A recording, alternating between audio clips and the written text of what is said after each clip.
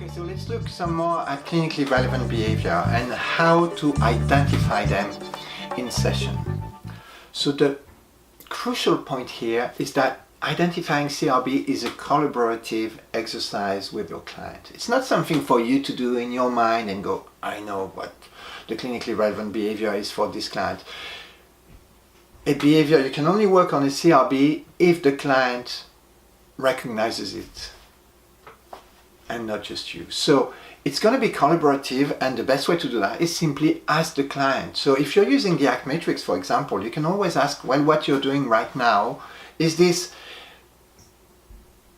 an away move away from what you don't want to feel or think, or is it a toward move toward who and what is important? And once the client has answered well, say the client says, it's an away, it's hard for me to express my needs, then you can ask the client, well, does this only show up with me here, or is it also something that shows up in your life?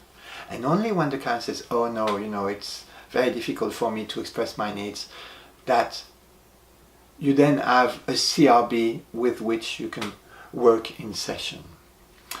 One important point about identifying a CRB is that the same CRB can take different forms. For example, that behavior of not being able to ask for one's needs may take very different forms.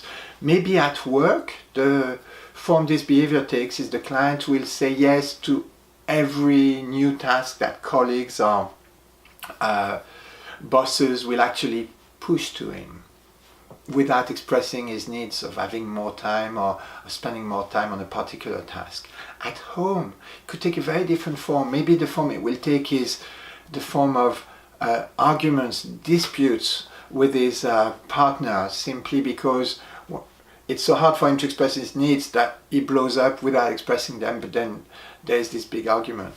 And with you, the form will again be different. Maybe just saying something, well, I'll let you decide what to put on the agenda, or you seem to know where you're going, so I'll let you do it.